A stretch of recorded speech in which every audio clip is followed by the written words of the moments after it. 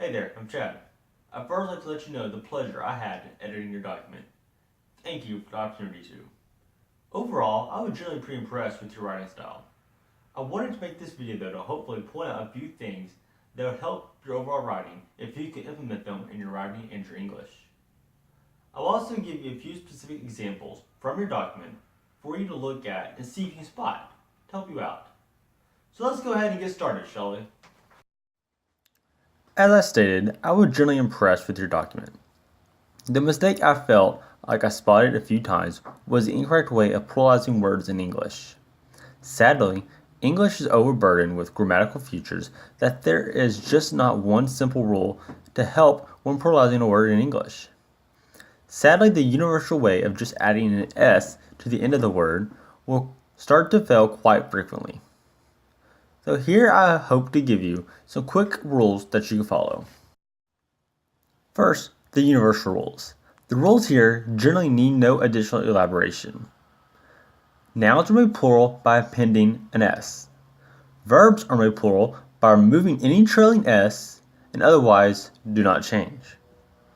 Adjectives and adverbs do not change when made plural. Number 2, suffix categories. There are, however, an enormous amount of exceptions to these defaults. Luckily, most such exceptions occur in the sense that they occur in predictable patterns, though they are specific to a particular word suffix.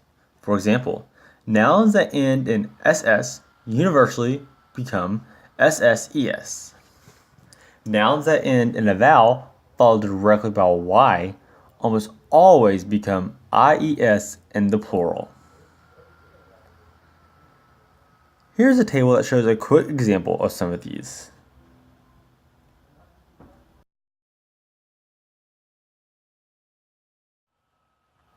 And number 3, the user-defined exceptions. Some categories of words contain only a single example and therefore are treated as exceptions. A couple of these exceptions are as follows. Child becomes children. Ox becomes oxen. Woman becomes woman. Man becomes men. And foot becomes feet. A specific example found in your writing would be person. When talking about more than one person, you would go with people. The next thing is word tense.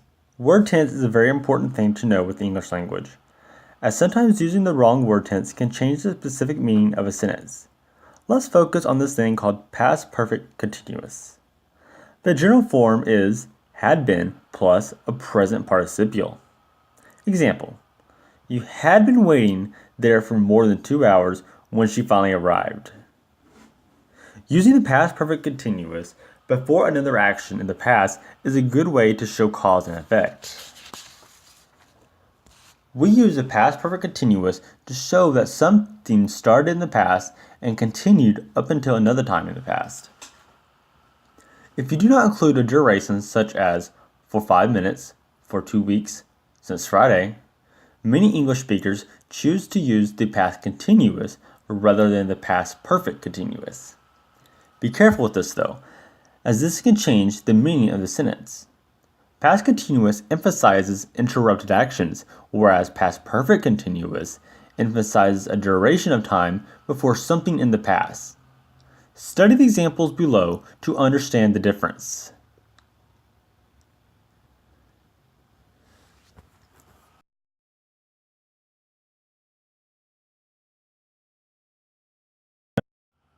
It is important to remember that non-continuous verbs cannot be used in any continuous tenses. Example from your writing. To develop an instrument to measure the consumer's daily decision-making, several strategies had been used. The had been will be switched to a had to be used. Can you spot how this changes the meaning of the sentence? Now again, I thank you for letting me edit your document. I hope you will take these 2 quick tips and learn more about them so you can adjust on your English writing. You may go to these 2 sites to learn about the specific subjects. And again, thank you.